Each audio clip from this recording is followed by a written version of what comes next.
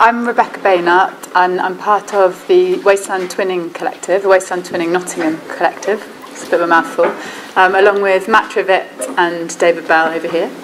And I'll just give you a little bit of background about the kind of work that we've been doing and why this conversation's come about.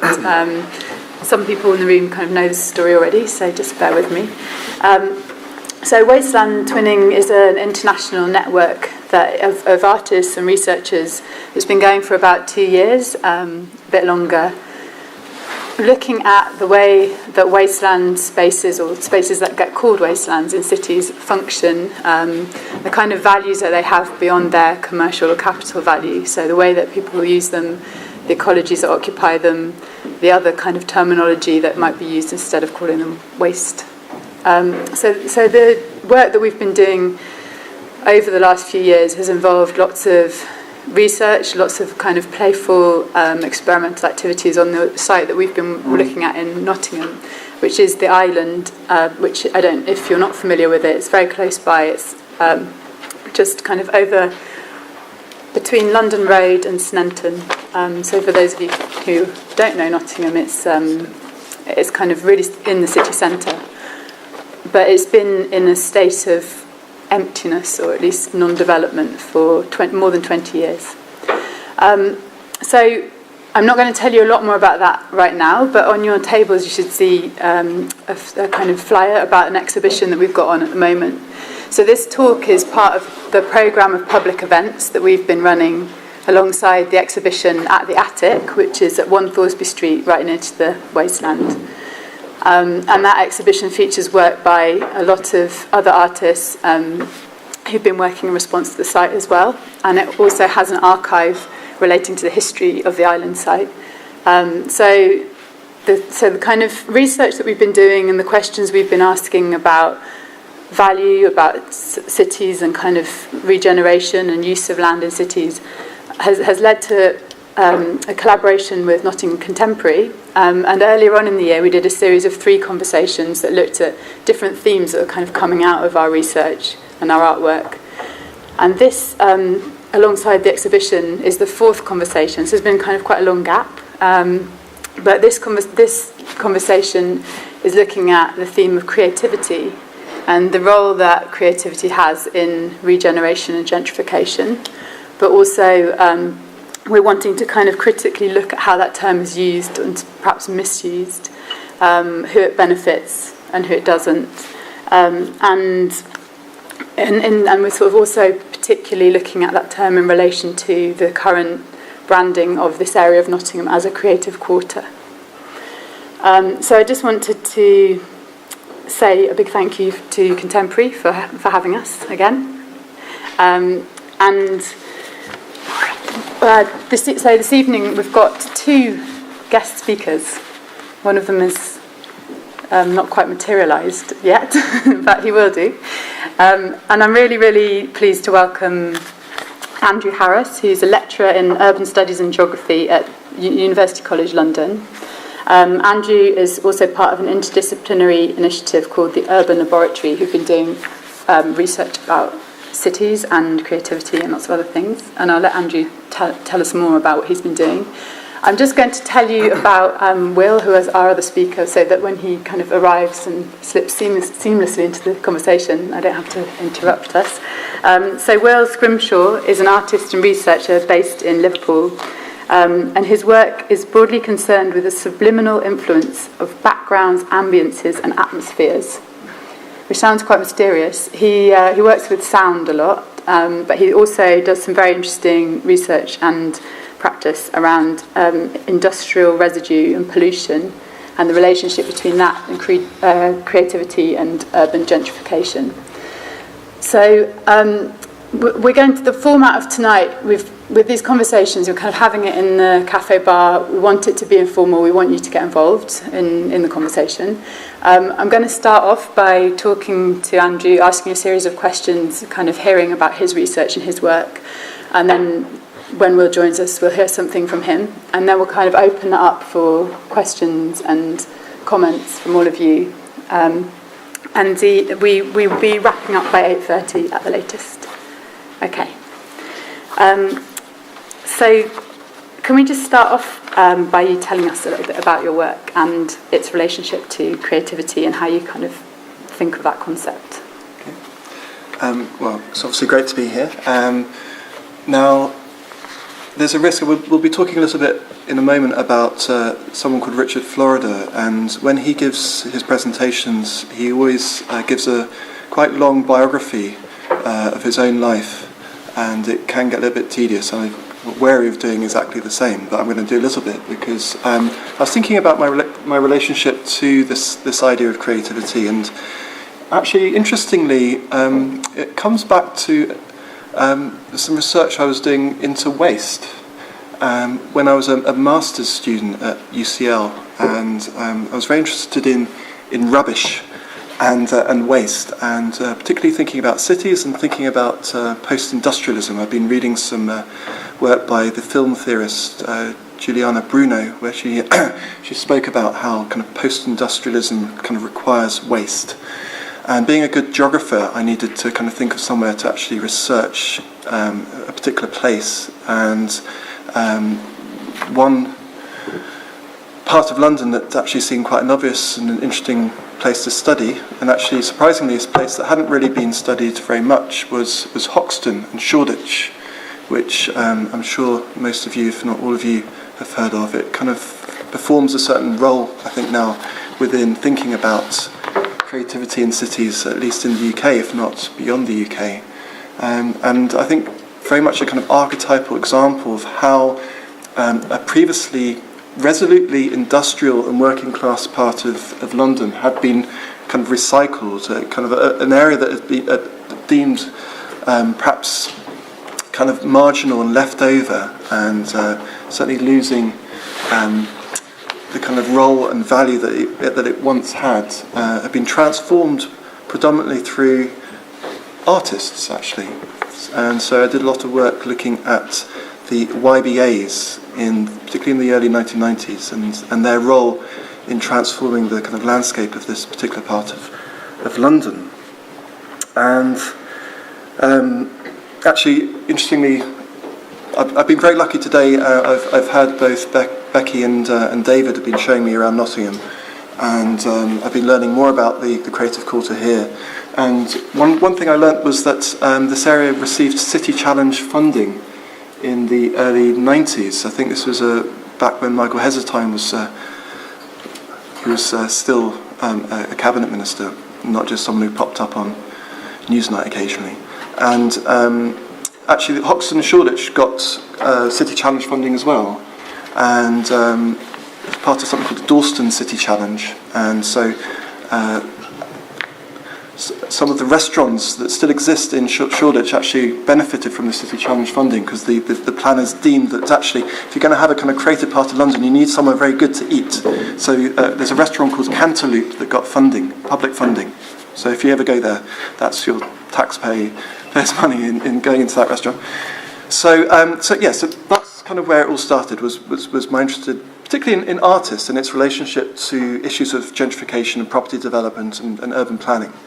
And I then did a PhD where I also looked at another part of London, Bankside, which is where the Tate Modern is. The kind of, I guess, in some respects, a kind of godfather to something like this place in some ways. And I also looked at Mumbai in India as well. And so this was a kind of comparative project, actually using research in India to think about London. So trying to challenge perhaps some of the ways we traditionally understand kind of urban theory moving, kind of often it's from North America and Europe, but I was trying to kind of rework that. So again, it's very interesting to hear about your twinning project, because in some respects I was doing something a little bit similar, kind of twinning with a part of the world that maybe hadn't, certainly within my discipline, urban geography, hadn't necessarily had much dialogue, perhaps surprisingly. So obviously it's very interesting to hear from Becky about the links they're developing with Indonesia. Mm-hmm. I can't remember the name of the place. Yogyakarta. Yeah. But this idea of creativity didn't really crop up, actually. I was looking back at some of that early work. It really wasn't. It was about sort of art and artists. And I remember sitting in a seminar in about 2003, and I presented some of this work, and someone said, "Oh, you must read Richard Florida's work." This was a guy who was a colleague, actually, at Carnegie Mellon University in Pittsburgh, in where Richard Florida at the time was working. He said that all the students love him. To be honest, I had read his book, and I kind of dismissed it. I thought there wasn't very much in it, but it kind of struck a chord with me. Creative class. Why suddenly people were talking about this? So I guess over the last 10 years, I've been very interested, not really in what creativity is, and I'm afraid I won't be able to give you a nice, succinct understanding of or definition of what it is, but very interested in kind of how it's become so prevalent, how it continues actually to kind of act as this kind of buzzword in all sorts of ways around, well, particularly around city making and ways of planning and understanding what goes on in cities. So I teach a module at UCL called Creative Cities. So again, really kind of getting into the different ways that it's been used in thinking about and planning cities. And I ran a network. One of the slides actually gives the website. It's called Creative City Limits. And this was a response basically to what was going on in 2008. And obviously the kind of the period of fiscal and economic uncertainty and the kind of the major crisis that we were going through, continue in some respects to go through, and to think about what this means actually for the place for creativity in thinking about and planning cities. And I guess what we were trying to do was twofold here, was to get a sense of what the recession and the period of austerity that we were going into, what it meant for creative practices in cities. Perhaps they were changing a little bit. In some respects, we were interested to see, particularly in London, whether kind of a property downturn would actually open up new opportunities for artists and creative practitioners. But perhaps more importantly, we're also trying to use this period of crisis to really sort of interrogate some of the kind of rather more spurious claims that have been made for creativity over the last 15, 20 years. So we had a series of workshops, and we put together a short pamphlet with some pictures and illustrations, which is available on that website. So I think my engagement with creativity is more sort of, I guess I'm quite lucky really being an academic, and I'm not necessarily kind of bound up with kind of perpetuating the kind of the creative industry, which, but at the same time, I am a little bit complicit. I was just thinking about this on the train. I mean, some of the kind of grants that I've got, if you put this buzzword in, rethinking the creative city or creative city limits, whether I'd framed it in a different way, probably wouldn't have got that money. So in some respects, actually, I am part of the same industry. Okay, I think that's a really interesting sort of journey through sort of some of your research has taken you. And I just wanted to go back and unpick a few of the things that you mentioned. So, and also kind of, having looked at that pamphlet you produced, sort of draw out some of the points that are made in there. Because I really like the sort of, it's almost like a manual for constructive criticism of this use of creativity around regeneration. One of the things is you sort of mentioned Richard Florida, and you sort of used the term creative class, but it might be that everybody here is familiar with that, but it might not be. So it would be good to just kind of, it feels like there's a narrative that came out of his work which has been used again and again in situation after situation, and maybe for now, how long? 15 years? Or kind of just be good to talk about what that narrative is and why that might be problematic. Yeah, I mean, the book was published in 2002. I was going to bring it with me, but I brought my umbrella instead because I didn't have enough space in my bag. But I mean, it was interesting actually, even again talking to you today about how one of the council leaders had actually read some of his work. I think that David was probably mentioning that. Yeah. There's a definite influence in a lot of the early rhetoric around creative talks about creative class. So yeah, it's been incredibly influential, and I think one of the main reasons that it's kind of sustained this interest in this word over the last decade. So I mean, perhaps just for those of you who haven't maybe come across him, he's a scholar who's from. Well, he actually, I mean, he's got a very interesting background because he kind of came from a kind of more critical perspective. Actually, he worked with people like Peter Marcuse and Neil Smith originally, and did a lot of kind of urban economic policy work through the 90s and into the 2000s, which basically didn't get that much attention. Obviously, didn't, you know, his early books don't sell at airport bookshops. But it was this book, The Rise of the Creative Class, which was published in 2002, which really kind of brought him to widespread attention. Now, this understanding of the creative class is it's a bit fuzzy, actually. It's very hard just to kind of sum up, and you know, there are some problems with this, the way it's defined, and maybe we can talk about that later. But basically, he did some number crunching. Well, he got some people to do some number crunching for him, and about 30% of the labour force in the US, he suggests, are creative.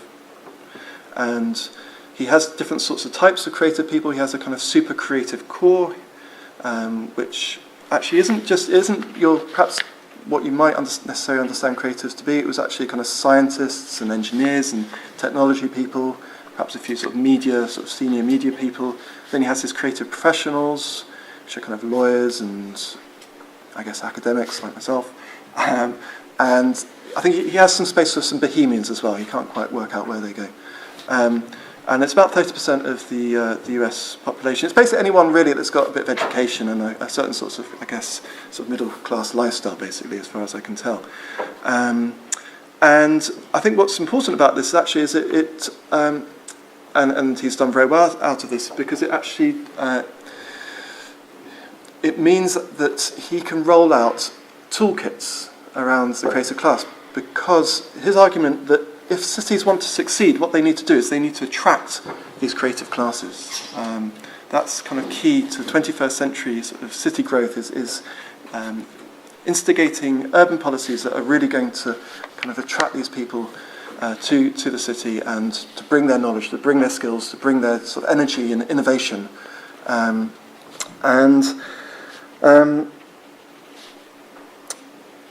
He has done very well out of this. He goes, flies around the world. I don't think he's been to Nottingham. He came to London a few years ago. He's a brilliant speaker. He's I guess it's like the David Cameron or Ed Miliband now. They pace around the stage and they don't have any notes. He was doing that 10 years ago, and he always flatters his audience. So I saw him present at a geography conference 2 years ago. I've never heard someone use the word geography so many times in half an hour. So I've always been a geographer. I love geography, which is great. London, what a great city London is. He's a charmer. I love Nottingham, and I can't do it properly.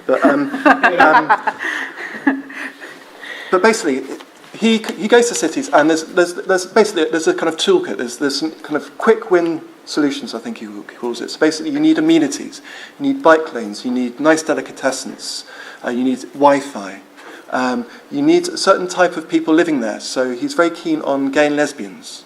He has a gay and lesbian index, actually. He has a bohemian index as well. This is very easy because cities love sort of kind of ranking themselves as well. So he kind of compiles these tables. Places like Austin and San Francisco and Boston always score very highly, and others are kind of on the scrap heap. Lots of the kind of the Rust Belt cities, But they're then compelled to kind of pay him to come and to give talks and to kind of give ideas and try to kind of work their way up the hierarchy, try to make themselves more attractive to the creative classes, and thereby kind of reap some of these rewards from this new creative age that we're living in. So maybe can I just go through some problems? Yeah, that was what I was going to ask you to do.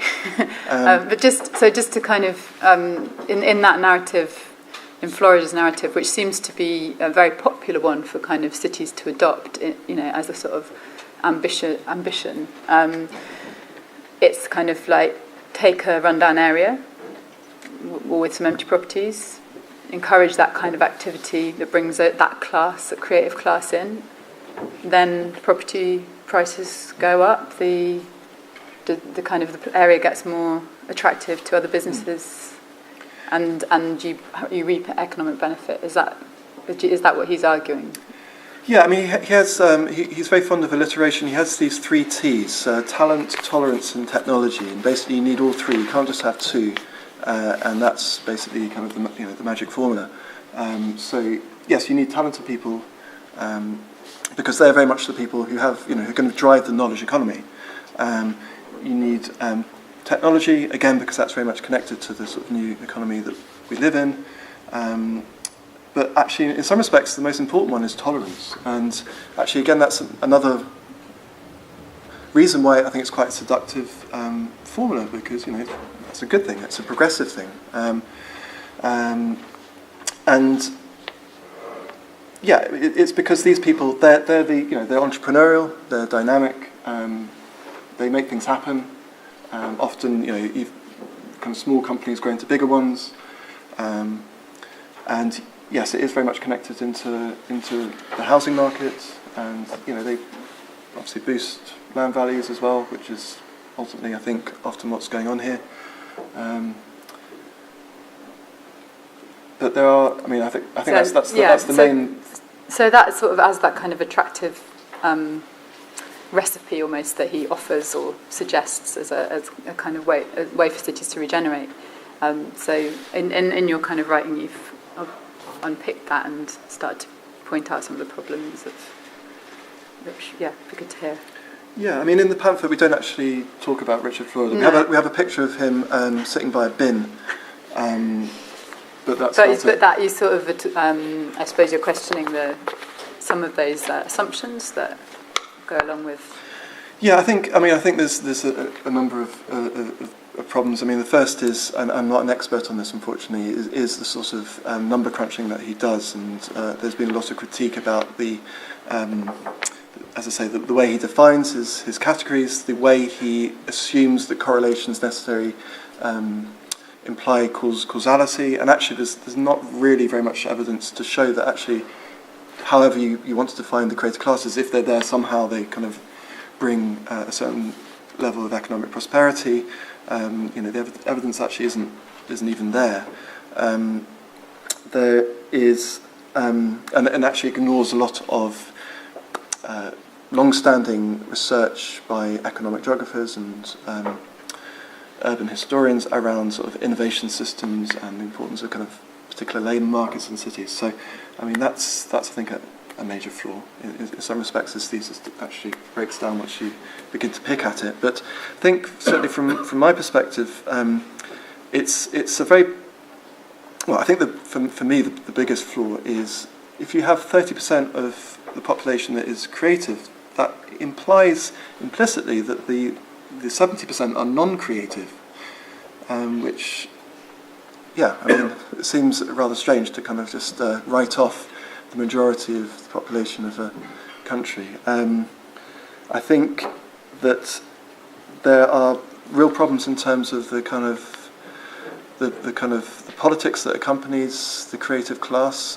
despite their sort of seeming tolerance and progressive characteristics. It's in many respects it's very much a kind of very individualistic sort of ideology here. If you look at the front cover to The Rise of the Creative Class, I think it's quite revealing. It's a man obviously working very hard. He's wearing his kind of smart casual clothing. Looks like he might be in an airport waiting for a flight. He's got a big kind of pile of folders, who's on his laptop, who's obviously a mobile worker, can work anywhere.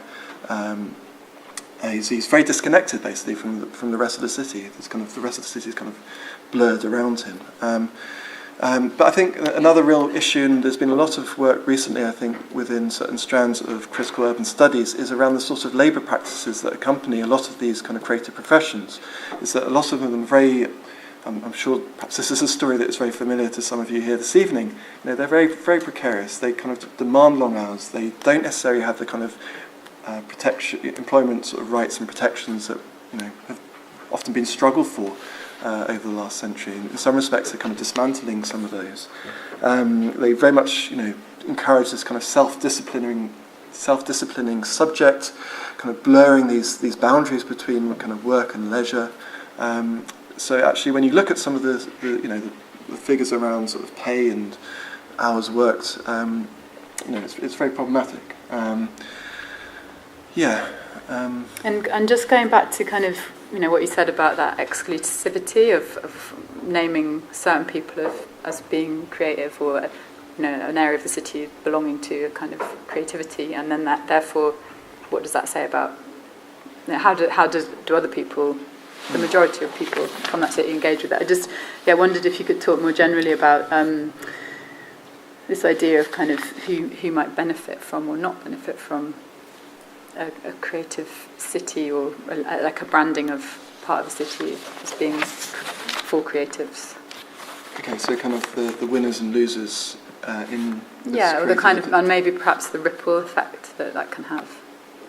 Okay, but I mean, I think it's churlish not to acknowledge that often, yes, there are some benefits, and obviously, you know, there's a lot of creative professions, however you define that term, and, you know, there's a reason why this emphasis on creativity has stuck, is that it's connected to certain trends within kind of economic change over the last 20, 30 years, and obviously, yeah, there's a lot of, you know, creative jobs that are being created, and I think it very much does tie into kind of increasing role for culture in forging certain social identities, and particularly place-based identities as well.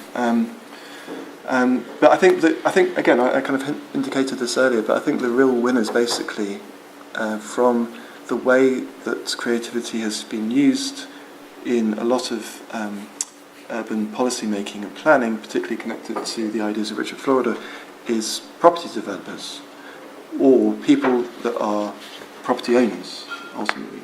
So often what it does is boost the value of real estate, and often that is the main kind of industry actually behind all of this. So in terms of the perhaps some of the people that have lost out, sometimes actually, you know, it is the creatives. Again, I'm a bit wary about using that term necessarily, because again, it, you know, if you're not kind of explicitly a sort of artist or a filmmaker, you're probably still creative in different ways. We'll maybe talk about that in a minute. But often actually a lot of artists who maybe have been attracted to a particular area for all sorts of different reasons, you know, this is obviously a well-known story that often they do boost an area in terms of they perhaps give it a different sort of cachet, different reputation, that can have knock-on effects on property values, and often if they haven't actually bought their property, then they can be priced out of the area. I mean, that's a fairly kind of standard tale that's told now. And that's obviously important, but certainly from my research, in some respects, I'm more interested in people that aren't necessarily just the people moving to an area, and often they're quite young and mobile, and they can perhaps move somewhere else. It's often, particularly you mentioned these kind of areas that often are formerly industrial areas, or, you know, they've been marginalised in some way, and they've gone through this kind of creative transformation, and often it means that people who may have either lived or worked there before, I think, really are dislocated from that particular neighbourhood, and that dislocation operates in a number of different ways. It operates in terms of them potentially losing jobs and livelihoods that might be connected to sorts of industries that used to be there. It involves them being priced out of housing. But also it means a disconnect, I think, with the kind of association they might have with that particular neighbourhood. Often what happens is that certain areas, they're transformed in terms of their sort of reputation and their kind of cultural landscape.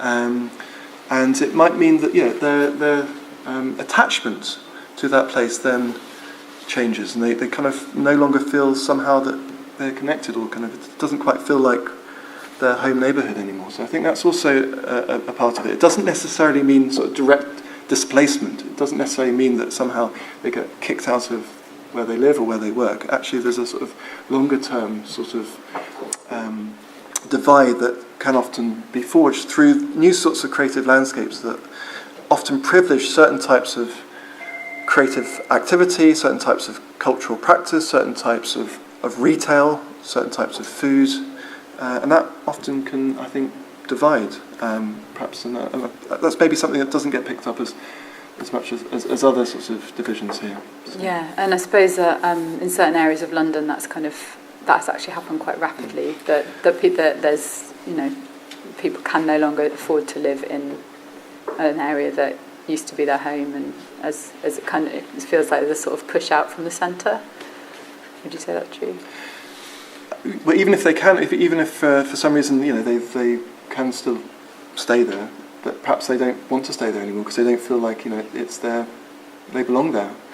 I think the other issue here is often, and some critics make this point, which I think is an important one, about how creativity is kind of acts as a kind of new ideological agenda here. Often it's a kind of almost, people talk about a kind of facade or a mask. Somehow it distracts from sort of real issues of disenfranchisement and uneven development, and actually we're so kind of het up in this exciting, and it's exciting, and it's very hard to kind of criticise being creative and having nice art galleries and stuff like that, but it can sort of distract, I think, from these kind of longer standing more intractable kind of issues around polarisation and division. So there's a kind of politics going on here as well.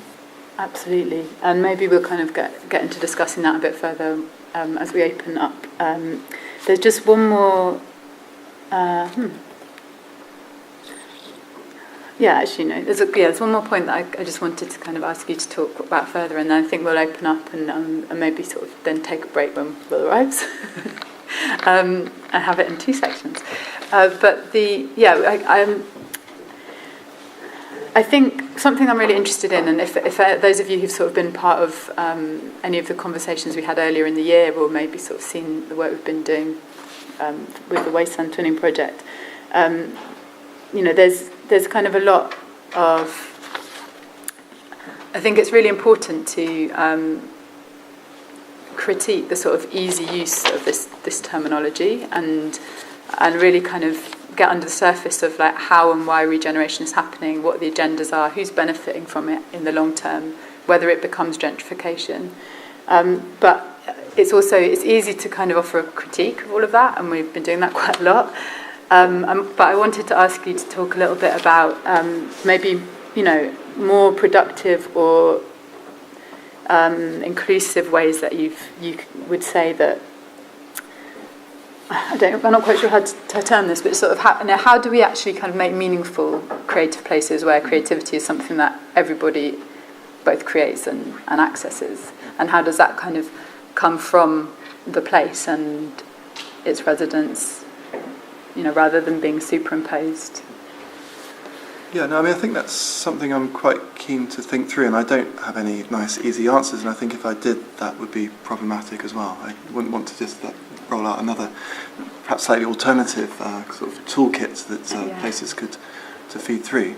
But I think it is actually important to, I think it's quite easy to criticise someone like Richard Florida, and there's lots of other people, maybe sometimes we dwell too long on his particular ideas. And I think, there are some people, some people make some brilliant critiques of him, and if you are interested, I think the best one is by Jamie Peck, and I was thinking, who's an economic geographer, actually based also in Canada, like Richard Florida is now. I was just thinking about Jamie Peck on the train coming up here, because I think originally he is from Nottingham, so one of, I think, the main scourges of Richard Florida does have roots in this particular region.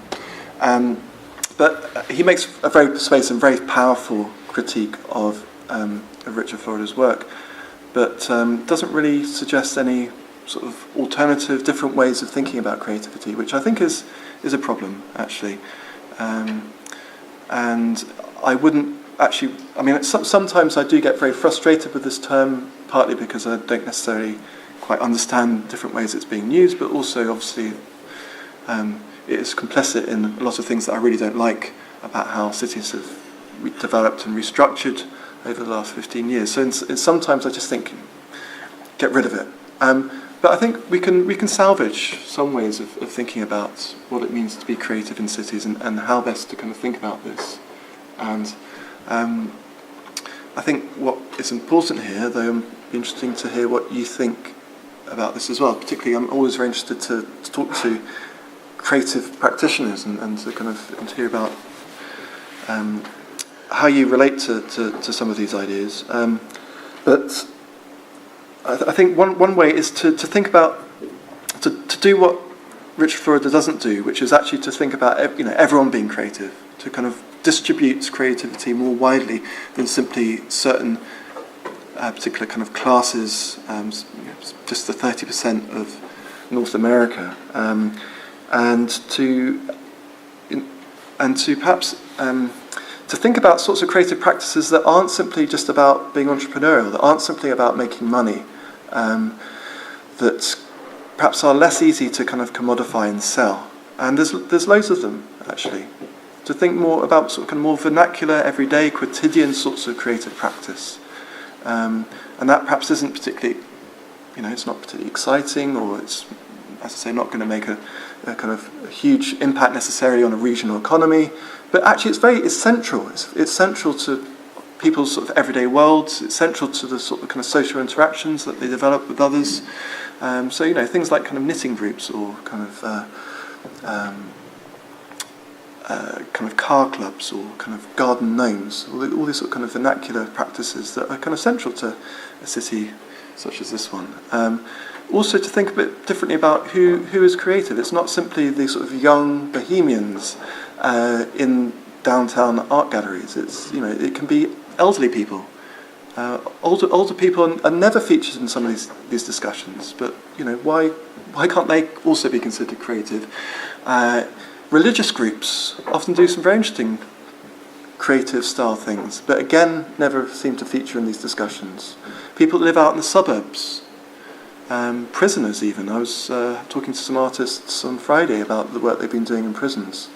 So I think we can think more broadly and inclusively about who is creative and where in cities creativity is found. And even walking around here today, actually, it was quite interesting to hear how certain places are deemed to be creative, and obviously there's a certain sort of geography now with a kind of quarter that's been kind of drawn up. Talking about creatives living in certain parts of town, well, actually, there's probably some creative people there already. So we can, I think, kind of undercut the way we think about where creativity is located. And also, just going to chip in there, perhaps, who it is that's being asked to imagine the kind of future city. I think that for me is quite an important question. But maybe it's time to kind of open it up and have some questions and comments and from all of you. So we've got a roaming mic. It would be really great if you could just wait till it gets to you before you ask your question, because we are recording this, and it's just really helpful if we can pick up your questions or comments. So if you just stick your hand up if you've got something to say. I might take a couple at a time, and you can add your thoughts if anyone's got a question. Yeah, we've got one over here. Thanks.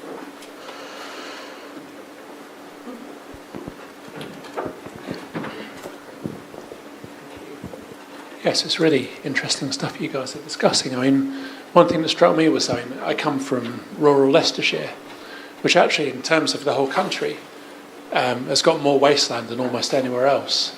So one of the estimates I saw said that roughly 10% of Leicestershire was wasteland due to strip mining and those kind of activities. But the kind of dominant method for trying to help Leicestershire recover has been returning it to countryside and planting forests. And actually, there probably was an enormous potential for allowing people to do creative things in the spaces there, but it doesn't seem to have ever been considered at all. Whereas in the city, as you say, it's quite a kind of a dominant way of going about things to encourage regeneration of areas by creativity. So I guess one thing I was just wondering was why have these ideas not got out into the countryside where they'd benefit just as many people, and why are they a bit more focused on cities? Well, I mean, maybe that's it's another sort of maybe this is a critique of my own work as much as anything, of focus on city life and actually thinking about tree planting in rural Leicestershire, particularly in which is just perhaps as post-industrial as Hoxton in some respects, if not more so. So again, it's kind of challenging our sort of kind of understanding of categories and places, and I think it's also a really interesting question about land use in this country, and one of the things we've kind of come across quite a lot thinking about these places that are called wastelands in cities is that they're often the only places in cities where you get a kind of a truly wildlife, kind of area, even though it's growing out of potentially very polluted land. And it seems very, very difficult for cities to see that as having value, in and of itself, or of that kind of space for a kind of ecology a green space really to kind of evolve in this uncontrolled manner. Obviously, it's not got any financial value, but then maybe the value systems have sort of flipped the other way around in rural spaces, where it needs to look green in order for it to be suitable or something. That might be one of the things that draws people. That might be one of the things that draws people to those areas in terms of doing creative stuff, because it is that green space that gives people a bit of space to think and do different things.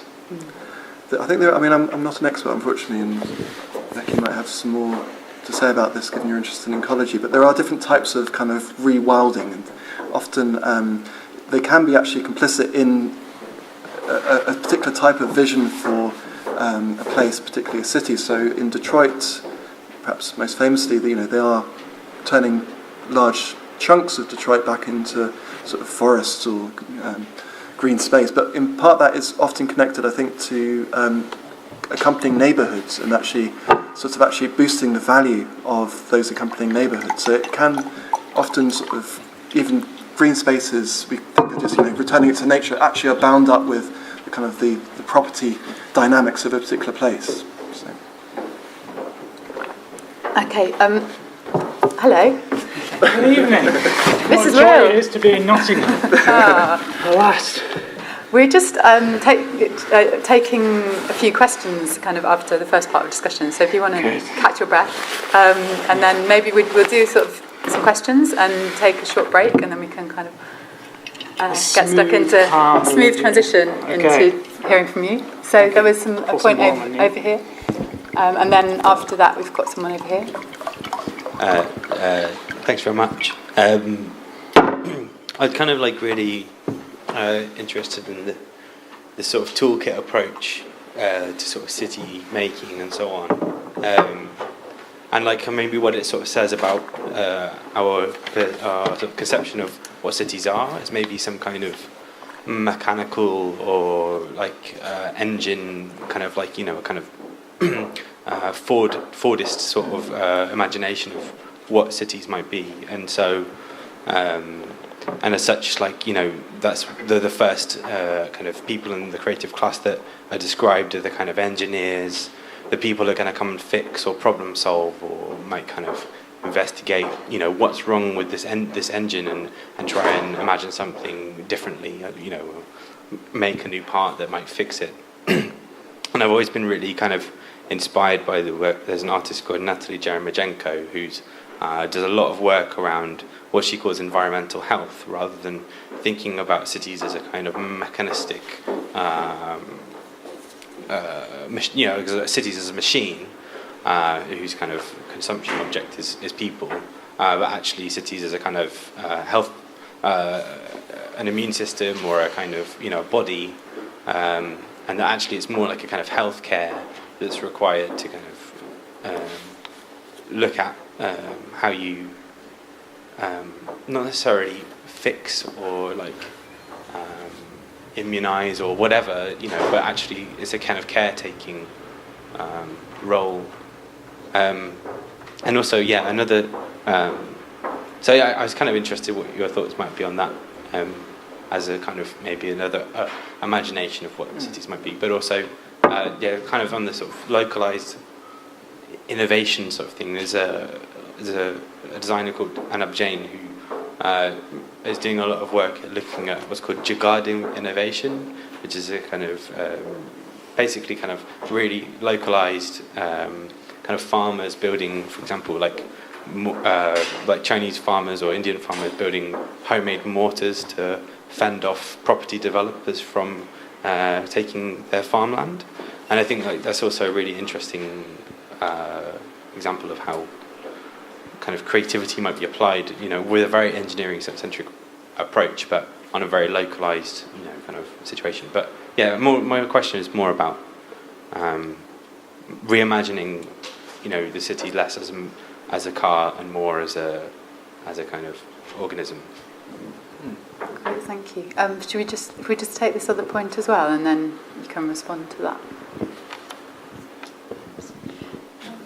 My question was really about what would it be if you took your notion of vernacular everyday creativity as the definition of thinking about creativity in a city. What would the implications be for city planners? Could you talk a little bit more about that?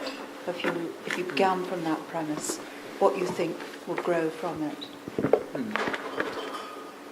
Lots of interesting ideas. I used the word toolkit, I think, a few times, and I've never thought about the analogy that's drawing.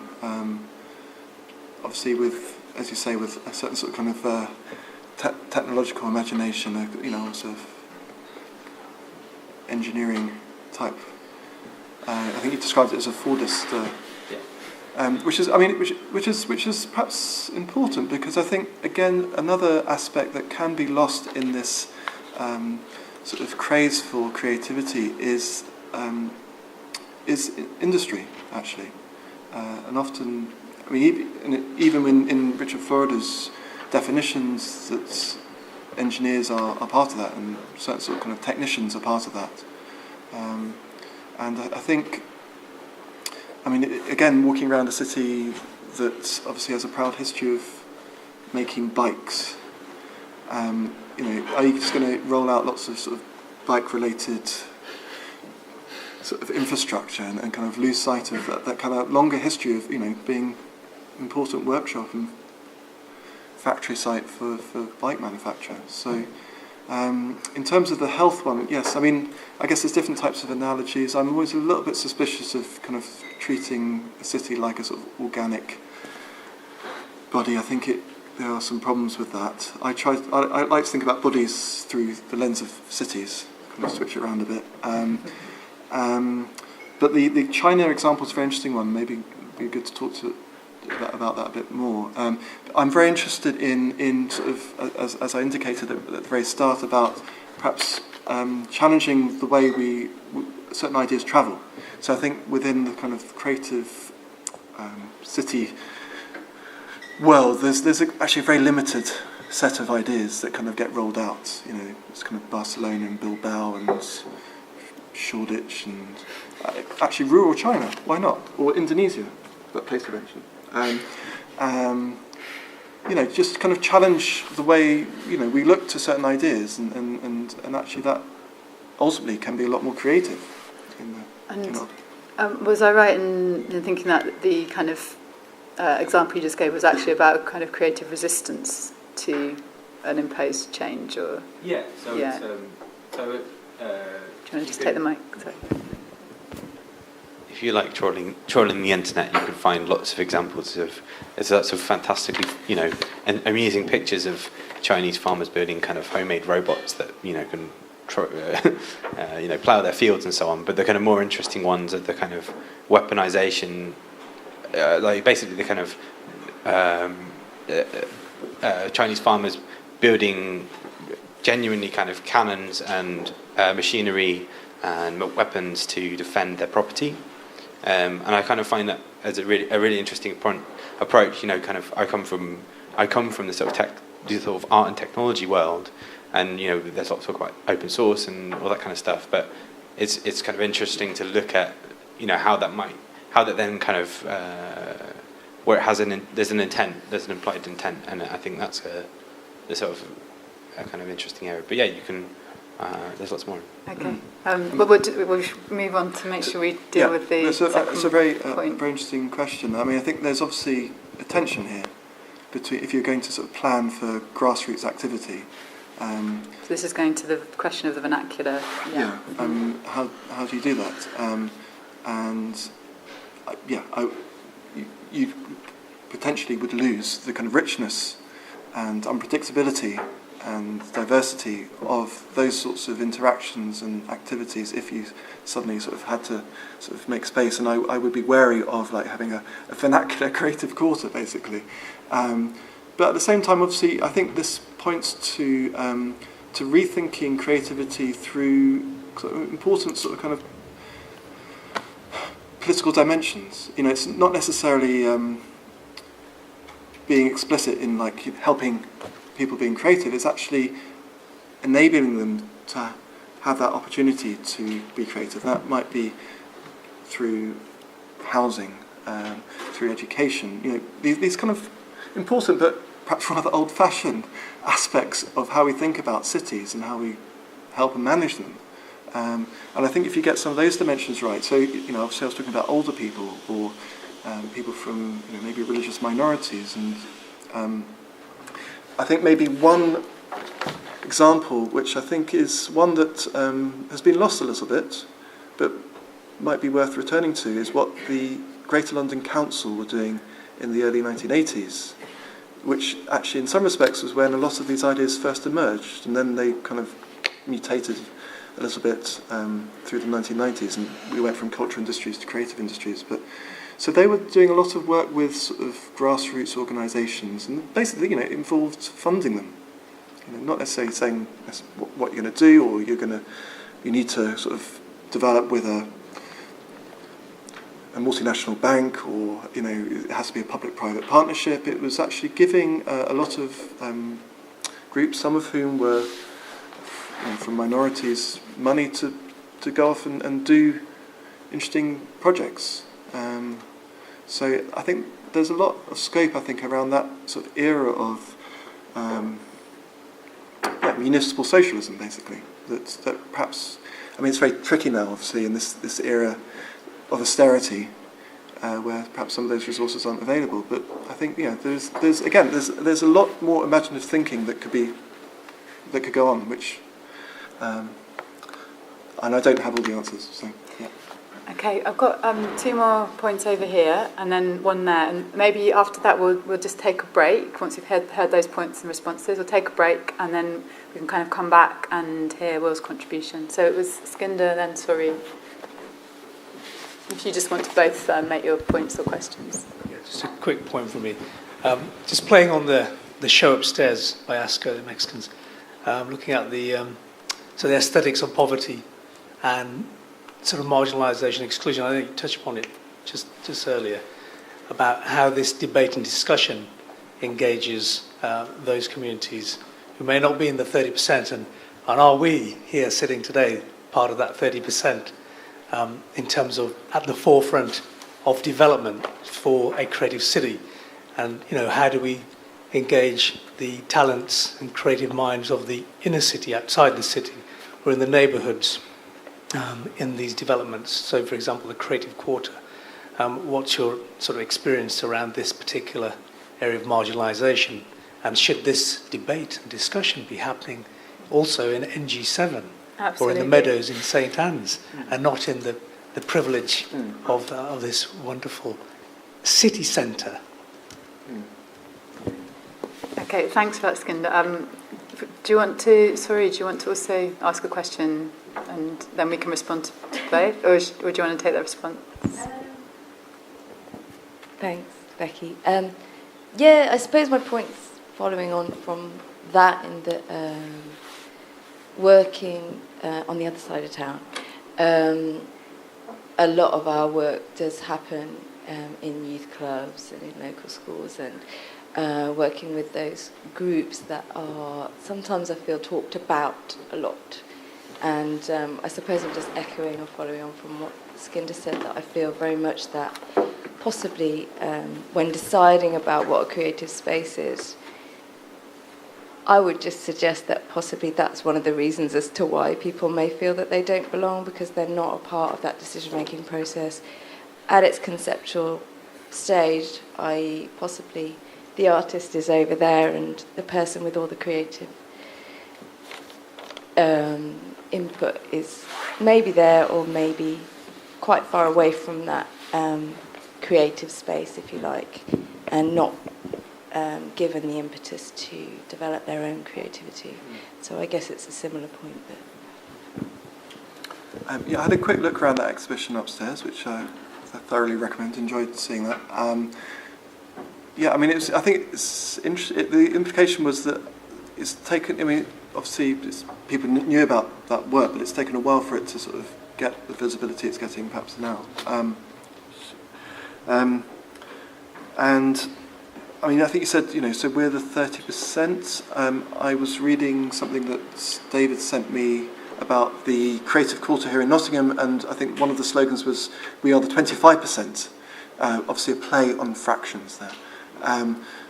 And it reminds me of in London, the affordable housing percentage has gone from 50% to 30% to 20%, and actually increasingly it's gone to no percent.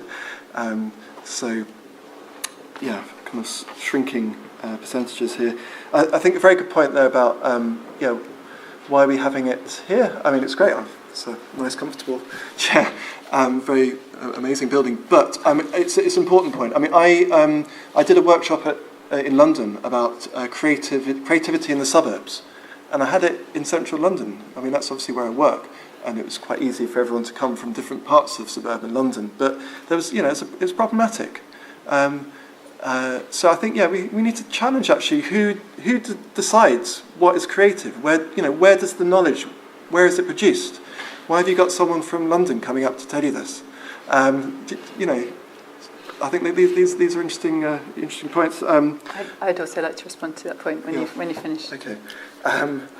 Good. Going soon. I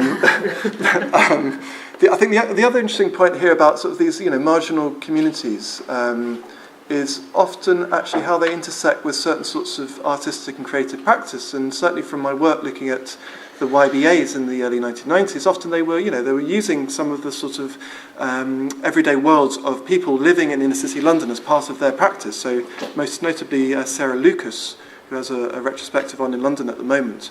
A lot of the work there was basically about sort of kind of working class inner city culture in London. So I think also there is a danger that often these sorts of worlds can be sort of kind of co-opted and folded into a new type of sort of kind of edgy creativity. So I think that's also something we need to be aware of, in part by thinking about, in response to the second point there, about who decides who creativity, where creativity is and who that is. So. And I really can't see Skinder. Sunk on below. Yeah, I really appreciate your point. Both the points both you made. I think we should be having these conversations in a lot of different areas of Nottingham. I think we sort of wanted to have this conversation here tonight because I think it's important for institutions like Nottingham Contemporary and for kind of places that are within this area that is kind of the creative quarter to be asking these questions of themselves and of each other and of thinking about, okay, if this is a sort of impetus for change in the city, if this is an impetus for some exciting things to happen and for opportunities to open up, then we need to be asking who's that for and how does it happen and who's kind of leading on that. But yeah, I very much agree that, I've been doing kind of quite a lot of work recently in London, in Deptford and in Brixton, and both of those are areas, as are lots of areas in Nottingham, are hugely multicultural. They've got kind of lots of different people living there with different experience, loads of forms of creativity, and those are the people who are kind of leading the debate and the conversation rather than being talked about, and I think that's really important. Yes, go on. Just very quick. I think in the exhibition that I was showing around, which I again recommend, it was interesting in the piece that David had put together. One of the most interesting voices was the guy called George, who was, I don't know how old he is, but about 12. But actually, he was just as sort of incisive as any of your people in this, in particular kind of loop of people talking about sort of the area and what might happen. And so again, I thought it was quite interesting to get that perspective, which perhaps wasn't there in the rest of the exhibition. So. Okay. Yeah, sure, and go for it. I mean, then we've got one more point after that, and then I want us to take a break, if that's okay, and we'll. I just feel it's really, really important, this question of ownership. And although I do appreciate and understand your thinking behind having this debate here, I actually think that this is exactly the place where people can take ownership and criticise and not be happy with the way that the arts serves them or doesn't serve them. And I think a lot of communities, it doesn't serve them in the sense that they don't feel that they own it. And they don't feel that they own it because they've never been asked. And I think being presented with a product is very, very different to being part of the creation of a product that you can be inspired by.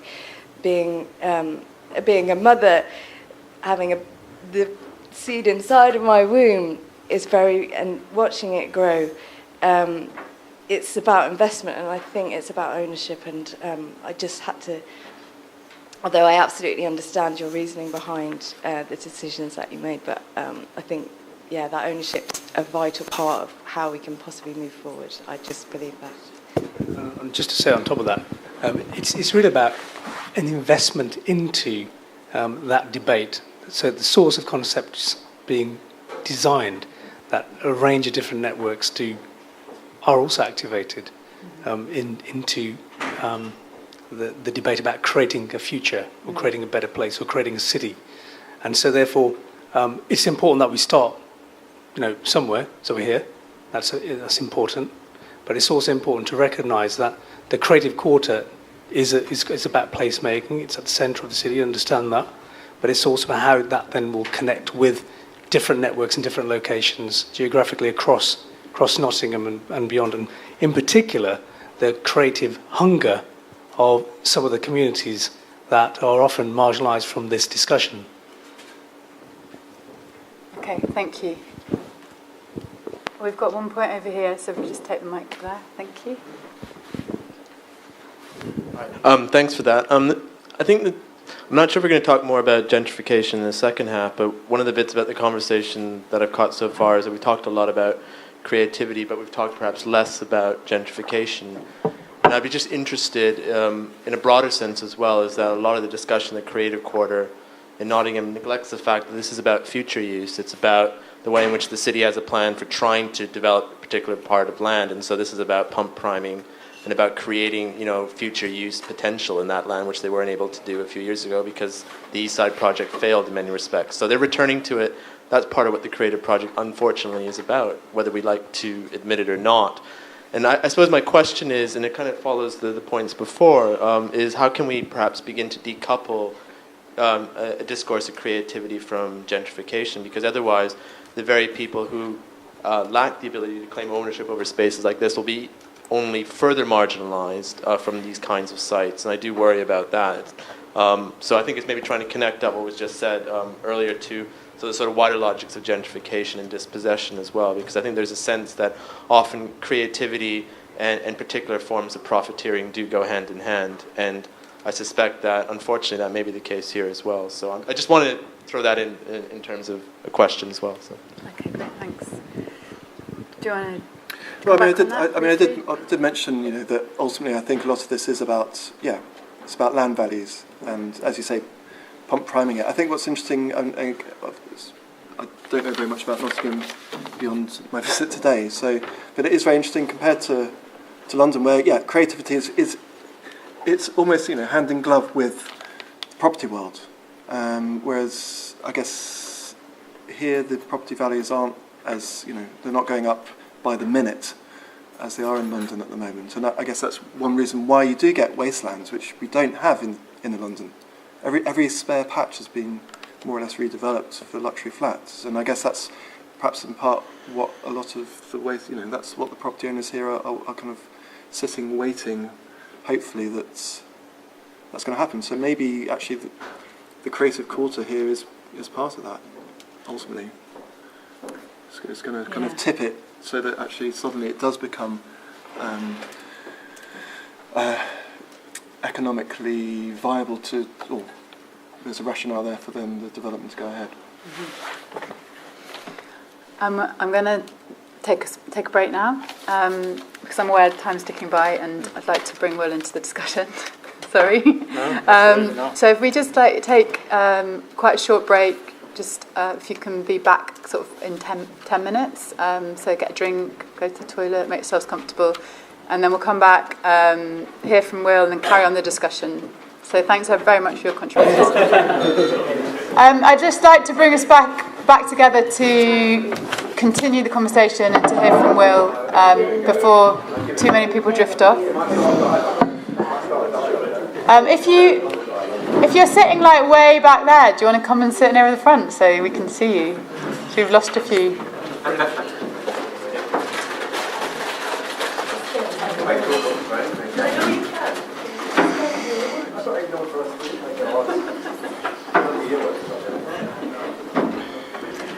Okay, so welcome, Will.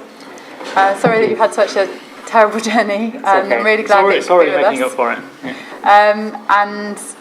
I think we'll just kind of go straight into hearing about the work that you've been doing, and we'll hear about that. I might ask you a couple of questions as we go along, and then sort of continue the discussion. Perhaps some new questions coming up out of Will's work. Yeah, as you've already got the ball rolling, do just chip in and stop me for just because I've got a microphone and speakers. I will try and make room. But, I was specifically asked to really talk about this. When I originally started talking to Dave about this was under this idea of sort of contamination and creativity, or pollution and creativity, and this kind of slightly flippant thing that I initially threw out. But my interest in this was not initially like a massive part of my practice. I'd only work with sound and things like that, and so on. And it became this. It became something that I became really interested in, and then fed into a bunch of projects because of this weird recurring thing of being a freelance artist and going and doing residencies and doing workshops and things, ostensibly just around sort of Northern Europe. And the funny thing is that almost like an alternating thing, you would be not post-industrial wasteland, post-industrial wasteland, not post-industrial wasteland, post-industrial wasteland. It would have this kind of function in terms of the sites of where you were working. And it was just like, this is incredibly strange, like the places that became available to you and reviews and were of interest to people. And so, it just sort of wormed its way into my mind, not like I intentionally picked it out and some kind of particular sort of gory aesthetic I'm interested in or anything, just because it was almost like this economic thing, which it became. It essentially started because I suddenly realised I was essentially being tied into this process of regeneration, and lots of these places that you're working in were kind of, the most interesting one was in Oldenburg in Germany, where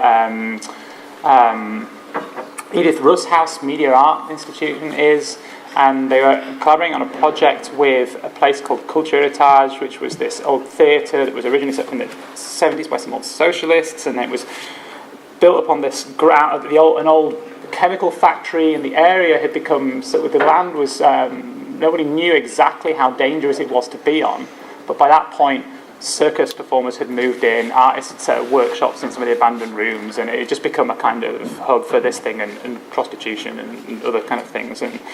And they were there's a massive civic project to regenerate the area, and one of the things that they were doing were bringing in artists to residencies, and it became clear that it was just partially advertising, partially consultancy, partially, and you were sort of being dragged into this kind of slightly strange scenario. And so the project I ended up doing was, there's a few images flashing past, and so for instance, this is the cultural quarter of Oldenburg, mapped out in red, and in the end, all I started trying to do was mapping the area, mapping the different levels of pollution, just done through some like basic chemistry and basic kind of soil analysis techniques and stuff like that. I looked up from friends who have expertise in this area, and we just sort of essentially just remapped the area according to levels of contamination, and then looking at how this changed the relationship with like what it had been used for, and the city's interest in it, and as a way of getting that, seeing to what extent the pollution of these things had become a kind of asset, a placeholder for sort of creative freedoms, because of course this had been occupied by, essentially kind of nomads to a certain extent in some ways, and so it wasn't just in terms of an artistic practice, but alternative ways of living that had grown up there. And it was partly because initially I thought, well, the pollution means that the land's cheap, so people can afford to live there. But nobody's really paying to live there or to occupy these things. And the land was actually incredibly valuable because it was by the river and all these things, but it was that the unknown factor of the extent of the pollution meant that it was essentially functioning as this placeholder because they just couldn't legally sell it. And so there was this really strange complicity then between these things. And some of these images here this is a mapping of various different gas concentrations around the town of Ulverston, which has this amazing thing of both being this is the Lake District, some of the lakes, or just outside the national park. I was doing a residency there, and this was partly due to this, noticed in the town after doing interviews in various cafes with people, a level of paranoia about the chemical plant that lay just outside the boundary of the city, and the winds blowing in and out various clouds, and the speculation about what was in the cloud and the effect on the mind and morals of the town and all these kinds of things. And so I thought, well, let's go for it. It kind of fits into this work I've been doing to a certain extent. And so we did various like roaming projects like that. And then this place was then, the chemical plant was then built on an area of land that was originally a leper colony, and then became a chemical plant. All these and it's actually called Outcast. And then it was all had this kind of maintained this. The chemical plant maintained this strange relationship with the town and the people and so on. And there was, of course, big plans to turn the point at which it interfaced with the city into a kind of, we could use it for cafes and stuff, and some water nearby so we could have like fishing and things. And it's amazingly uniform, like each of these different places, the intentions with it. I come from Wakefield with a Hepworth, again, and it's an amazing story there. Old mill towns occupied by, DIY record labels, all these things that have been used for like 20 years by different things. Move them out, leave a Hepworth in, and which is, it's great, but complicated. So it was kind of, there's two elements to it. One is a kind of fairly like pragmatic interest in this kind of economic relationship between pollution and creativity, and how the uselessness of certain areas of land facilitates creative freedoms in those ways, and because of the difficulty in selling it and ownership, like the city wanted to get rid of these lands in various areas, but they couldn't, and they were trying to figure out how quickly to do that, and so on. And another one is a kind of more speculative, playful thing in terms of urban mythology, if you like, or, Ulverston was a great one for this, because it was in the air. People, there was really like, how is this really affecting me? Not only like medically, sort of well-being, sort of psychological well-being and so on, because of the worry about it. Amazingly, of course, there was also like Ruskin was just writing his storm cloud essay and pictures on the other side of the hill, 150 years earlier and so on, and so this thing kind of persists around that area. So I should, just to kind of try and contextualise like some of this thing, I also did a project in Sheffield called Spectral Influence, where we looked at the persistence of both sort of acoustical drones from electrical networks and traffic networks and things like this, but also lighting quality in cities and the spectral composition of those, and then cross-referencing that with pedestrian speculation on the effects of these things, but also some scientific documents about impact upon melatonin and suppression and so on, and the way in which the city infrastructure physically manifests itself within its citizens and so on, and that boundary between city and citizen, and how these sort of, I like this term kind of contagious, partly for aesthetic reasons, but the way that it kind of facilitates a kind of... what was the term? Contagious? Just the way that these things, the city as a contagious? kind of contagious thing, as this thing which is not just, you're not like vacuum sealed from it, and that these things kind of filtering out in different ways, and so that aspect of its impact, the city's psychological, physiological kind of, impact upon the citizen, interested in, to a certain extent, at a real level, at a mythological level, urban mythology and so on, and those things, but also this link of creativity and pollution in this kind of economic sense that I found myself being part of that machine. And then you talk to artists in Berlin who know full well that they are implicit in their own eviction, that their presence in a certain area is raising landvalues that they know that in 5 years that they can't afford, and so everyone's already going, well, they have this very temporary thing, and this was happening in this creative quarter in Oldenburg. We were there to do these residencies and so on, but at the same time the theatre was like becoming part of the city infrastructure, and so there was as much nervousness as excitement, and there was a whole lot of ambiguity around that. So it was this massive, really fascinating thing to parachute in as a freelance artist in the way that you do. But the repetition of that between cities around Europe was just unbelievable. Like the same, how similar the stories were, and there are artists there from Sweden, from the United States and things, and it was kind of everyone was suddenly like, so this is what we do now. This is like, and it was kind of a bit of an eye-opening experience. So that, I suppose, is to try and introduce those three residency or research-oriented projects that I've done in really specific relation to this idea of city sites of pollution, contamination, impacts of that on in an economic sense, in this sort of urban citizen mythology kind of sense as well. I can go into them in any more detail that you want. I just, in the consciousness of time, the fact that I've been rushing for 4 hours to get here from Liverpool, I'm still in hyper condensation mode. So feel free to ask me to. I've got a question kind of before we sort of open up a bit further. It's really interesting the kind of relationship that you're talking about between these post-industrial areas, their sort of questionable value because of the contamination or the potential contamination, and then this almost like remediation of bringing some sort of creativity or I suppose what it made me think about was through the research and the work we've been doing on the kind of the Wasteland site here, but also the wider Wasteland Twinning Network is again kind of going back to the idea of value and how places get used, is that through that kind of ambiguousness of the space, that it's private but it's sort of public, it's it's open, it's got beautiful flowers on it, but it's probably quite poisonous. It has this sort of it has an in-between status, which means that activity happens, that there's a freedom of activity there that kind of doesn't happen in other places. So whilst the kind of narrative you're talking about is of artists going, in these maybe some of the places you're talking about, going in, doing residencies, potentially being part of the story we were talking about of increasing the value and potential use of those places.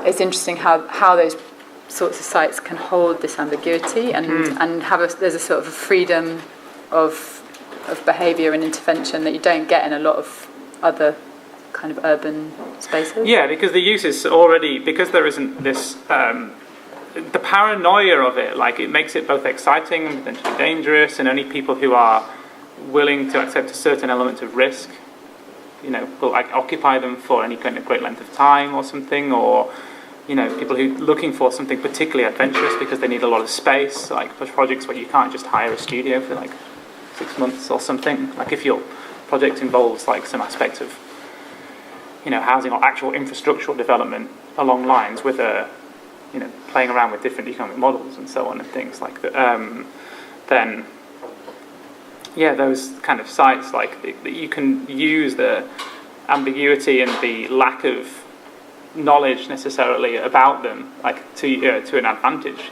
in a way. And this is what we were kind of looking at with it. Was in Oldenburg.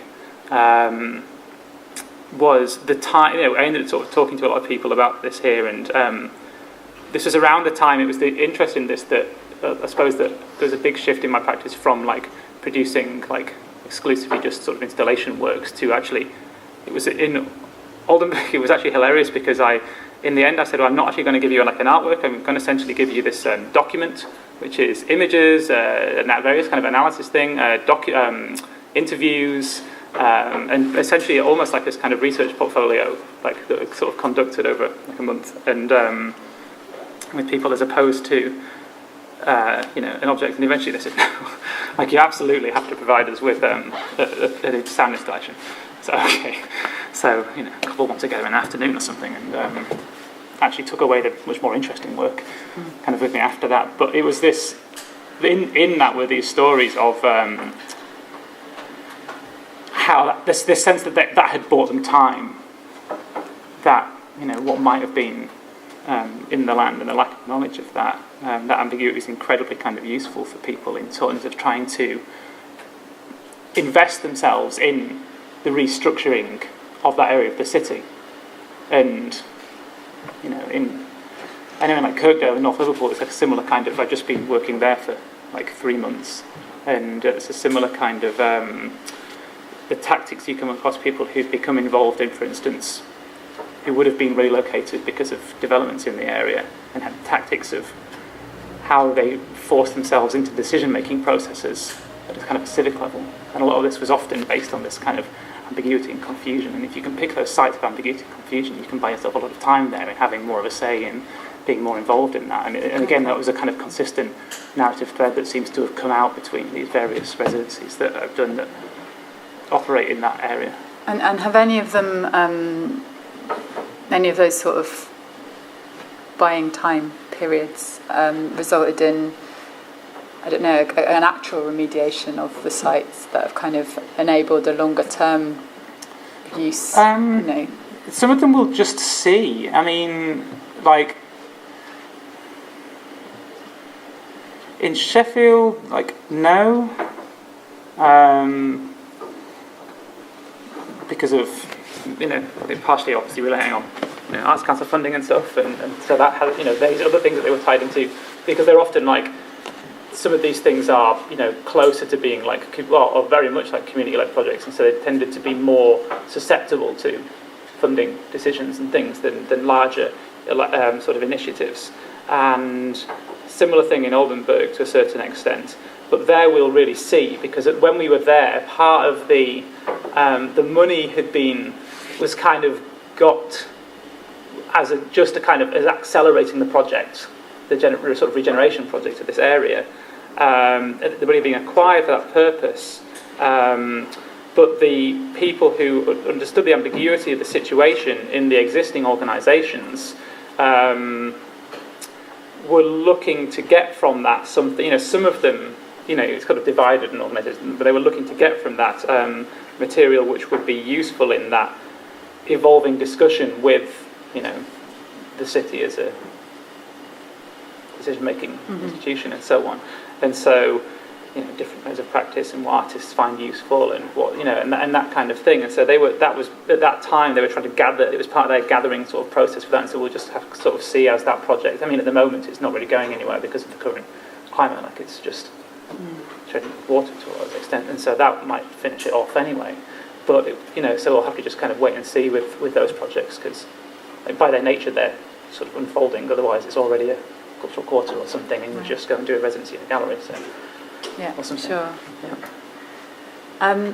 I'd like to open up for more questions, comments, etc., and ask Andrew to also just join us again so that both of you can respond to things. So does anyone have a question? Yes, I've got one over there. And then we've got one over here at the front.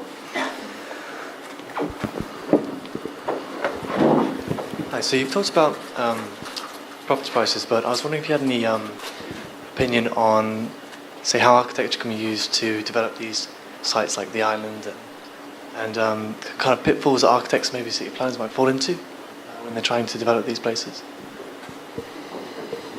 Okay, thanks for that question. If we just take another one here and then we can respond to both.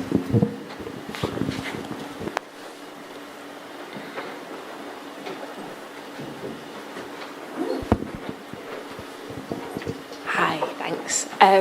So my question's relating to sound and the mention of ambiguity and what I'm starting to try and think of in terms of antisocial creatives.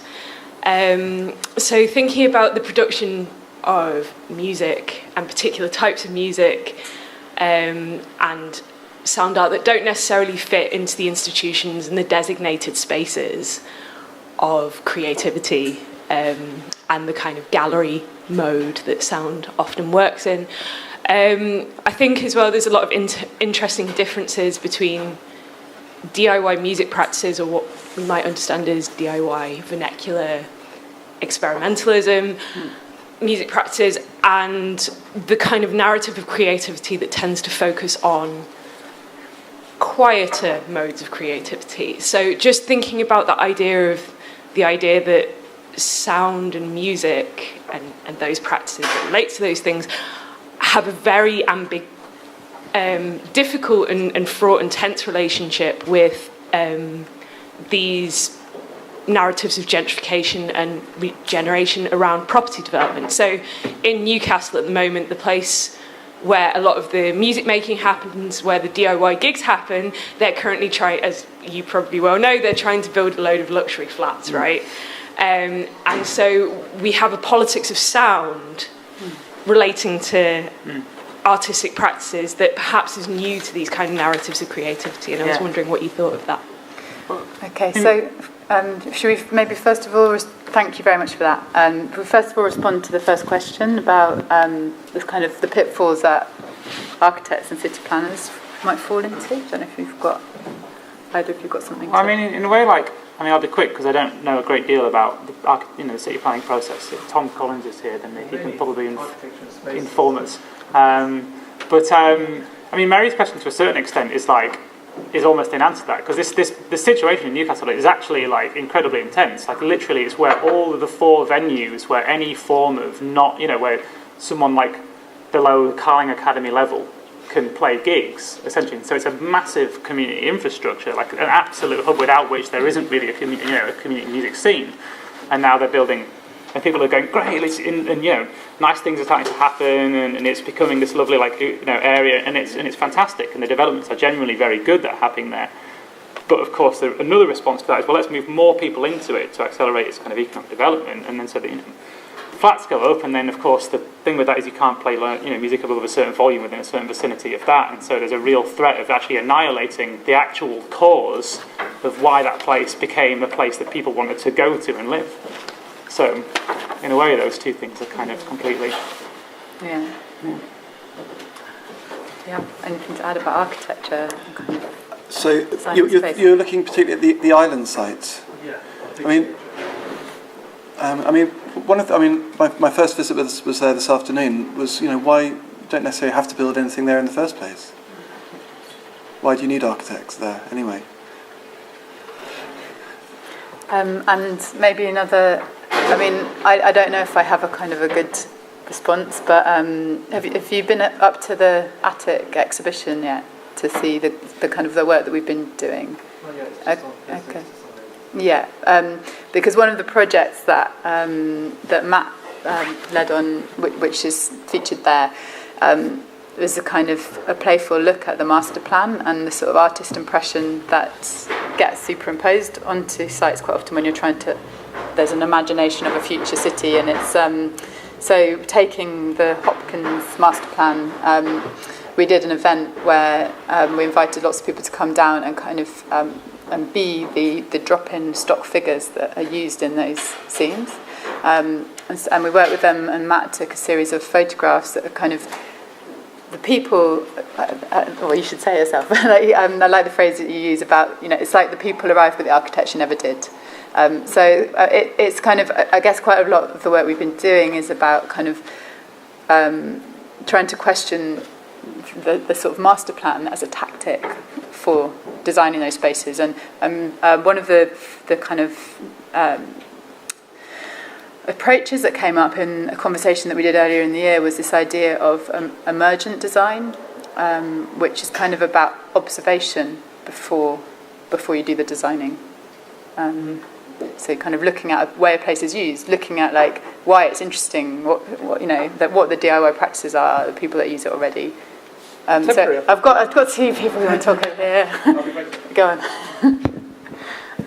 Yeah, it's on this issue of emergent design, and perhaps ties into what Andrew was saying earlier about vernacular creativity, and also what architects can do, and also taps into what you're saying about social housing and providing good quality housing as a means to facilitate creativity. Someone I'm a big fan of, but also very critical of, is the anarchist architectural sort of planning guru Colin Ward, who really fetishised these spontaneous working class. If they were in not in Britain, they'd be called shanty towns, sort of towns built by people in Essex, seaside resorts, where people from the East End went, and with no planning permission and no know-how, really built these incredible towns. And Colin Ward sort of offers this as an anarchist answer to housing, which I'm very sceptical of, because I think it coincides quite nicely with the big society, and obviously no planning, and it's sort of as a right-wing libertarianism that can come in there. But it chimes quite nicely with something someone said when we interviewed people about the Wasteland, and she said one of the things that fascinated her was the paths across the island Wasteland, which they're really striking. A lot of people comment on them, and they've just emerged over the years. It's been empty for 25 years, so they're just paved desire lines where people walk. And she said, if they do develop this space, why don't, they always put these top-down plans on, why don't they just start from the paths that people have already used and build around that? And that's something I wonder if could be combined, a commitment to social housing, good quality social housing, but from the bottom up, and with what you might call, I guess, a vernacular creativity in the design process. Yeah. But still using the spectrum of architecture. In Liverpool, like the Kirkdale area, this is like Rotunda Community College, which is like in partnership with FACT, which is a large inner city, big arts institution, with a very small out-of-town community institution set up by people who were involved in the relocation to build the Mersey Tunnel, second Mersey Tunnel in the 70s and so on. And their involvement in that, part of those people were the people who became, that set up that place that eventually became possible to do a residency at and all these kinds of things. Their involvement in establishing that place was also partly due to a resistance to relocation and to actually specifically to housing, because it was, well, let's move you out of tenements, let's put you in nicer individual accommodations. And it was as a second wave of relocation, it was when the certain resistance kicked in, which enabled the community to become involved in the actual planning and architectural, 5 years of architectural planning for the redesign of the second wave of what didn't become relocations and became regenerations, but purely because of this, and then of course that sort of bolstered the Rotunda Community College and these things that folded into that and things, and so very much kind of an action there. Let's see, who is it that asked the question? Oh, hey. I guess there's also a kind of need to recognise that the architectural process is not removed from other such things as things like land ownership and kind of other kind of problematics like that. And so, and I kind of, I'm a big fan of it's a design educator called Norman Potter, who kind of talks about kind of talks about kind of what a designer is there to do, and it's about making places, of course, and not building buildings, and a place has so many kind of axes of complexity, and of course land ownership is part of that, and I think it's important to kind of to know and be aware of the various levels and types of land ownership that are existing within this area, and particularly on the island site, and to maybe explore other models of land ownership on that side as well, maybe. Sorry? Yeah. Okay, do we have any other questions or points anyone wanted to add? Yeah, one over.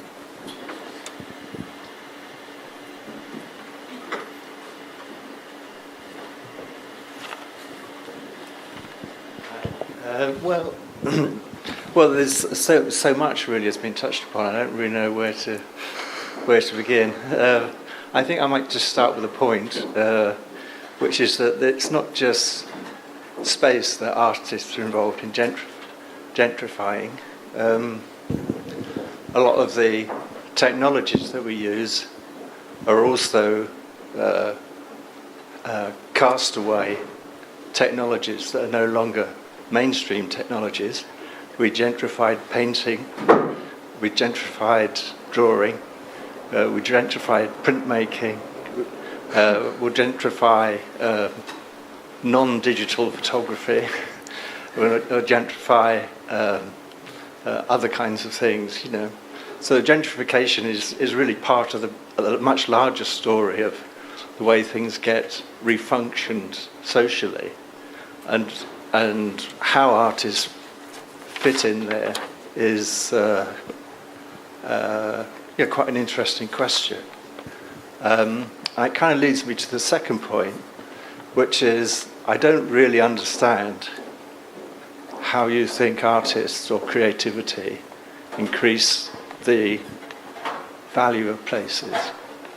It seems to me that what you were saying was that this guy had this, hit list of 3 points, and if you got people with these sorts of qualities in a certain place, then that would attract investment or property, increase the property values. So I'd like to understand that process a bit better. For example, why do we talk about creative quarters instead of creative halves or creative wholes? Why does it have to be localized in this kind of way?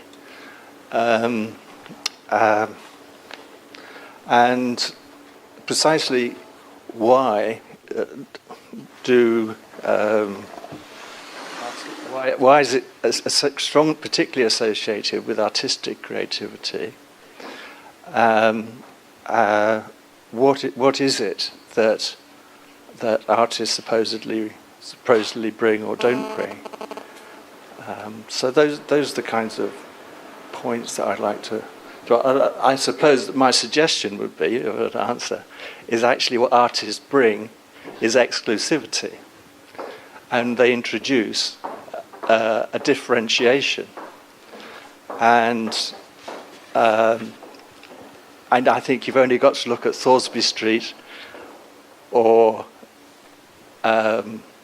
Primary as examples, just to see how it is that even after 10, 15 years, whatever it is, of public money going into contemporary artists, that we all keep our own or each other's company, and we're all massively successful in keeping everybody else that's actually on our doorstep out of our projects.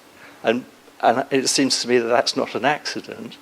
That's precisely the kind of social process that's involved in creating value. And you create value, it seems to me, by creating some forms of inequality.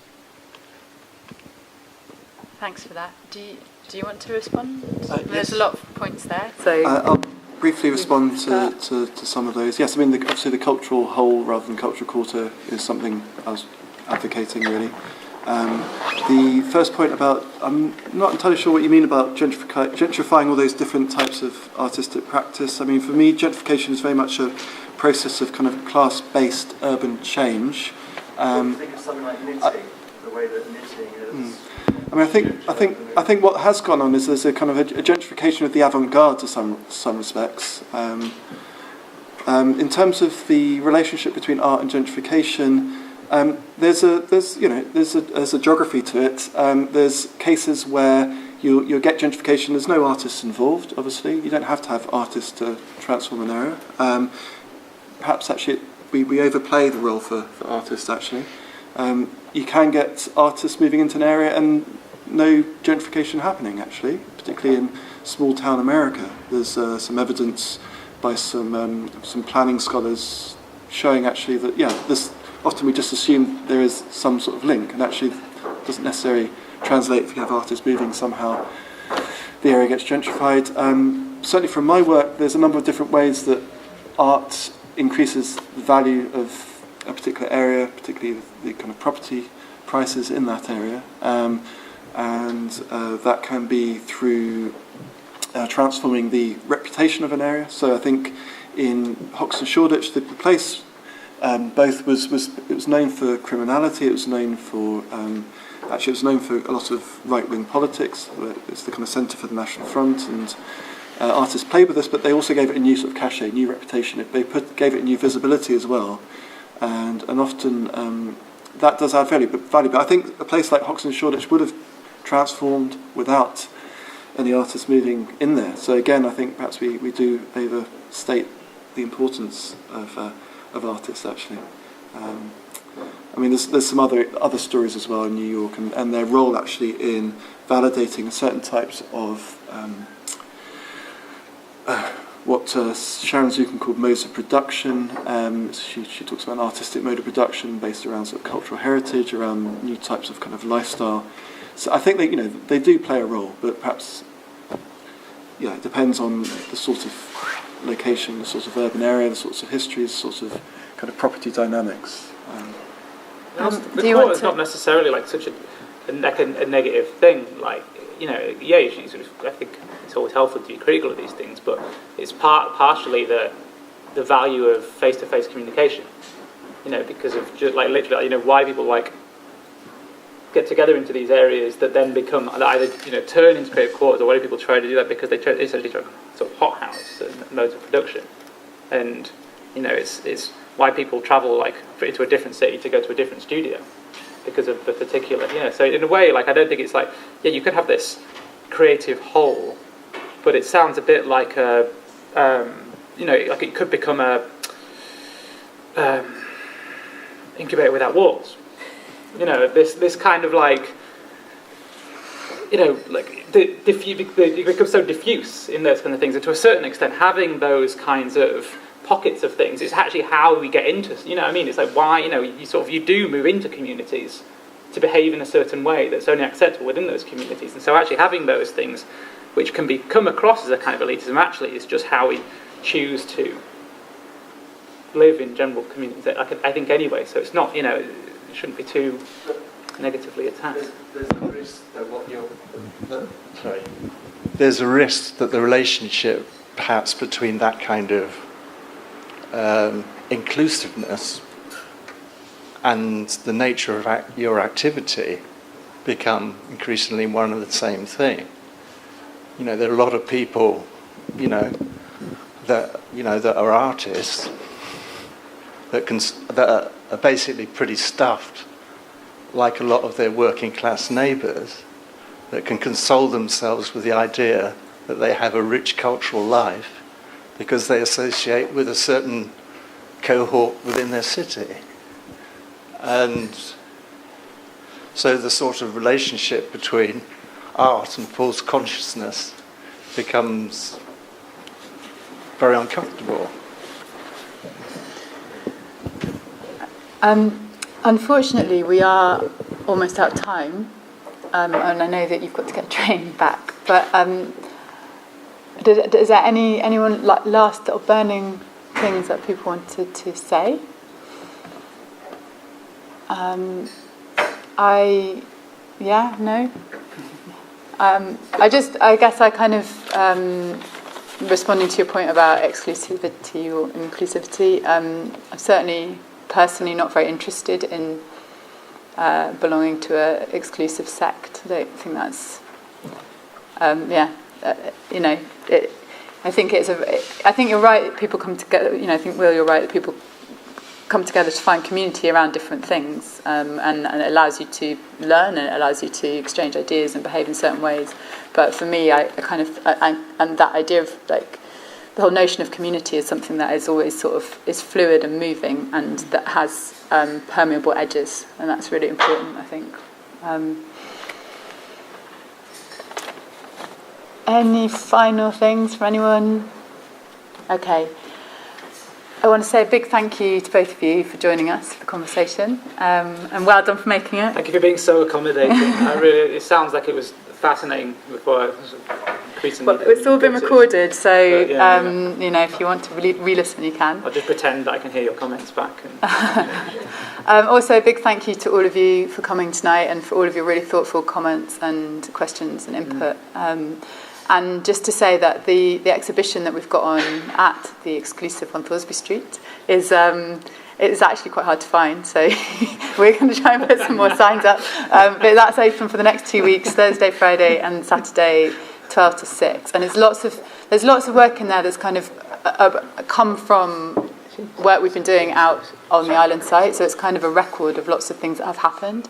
And there's work. There's also an archive which is kind of records, documents lots of the histories of the site. So if you're kind of interested just in the local history of the area and that particular site, then come up and have a chat with us, have a look at that. Also, the final event that we've got coming up on next Wednesday, it's, what's it called, David? Go on, you can plug it. Archaeology of the Future. There you go. Archaeology of the Future. So it's going to be a kind of performance lecture that David and I are going to do around the material that we've put together for the archive, which is a mixture of kind of historical and fact and fiction. And there's also keep an eye on the sort of sheets that you've got out on the table. There's a website for the exhibition, but if you go to the Wasteland Twinning website, which is just wasteland-twinning.net, there's lots of the research that we've been doing over the last few years, and over the next couple of weeks to a month, we're going to try and feature the different artists that we've been working with and the project they've been doing. So Julian, who's sitting at the back there, done this performance piece that happened a few weeks ago, and there's going to be some material from that up on the website, and also some of the other people we've been working with. And on the Nottingham Contemporary website, there's recordings of the last 3 Wasteland conversations. So if you're kind of interested in the themes that we've been talking about today and other things that relate to them, check those out. Okay, thanks everyone.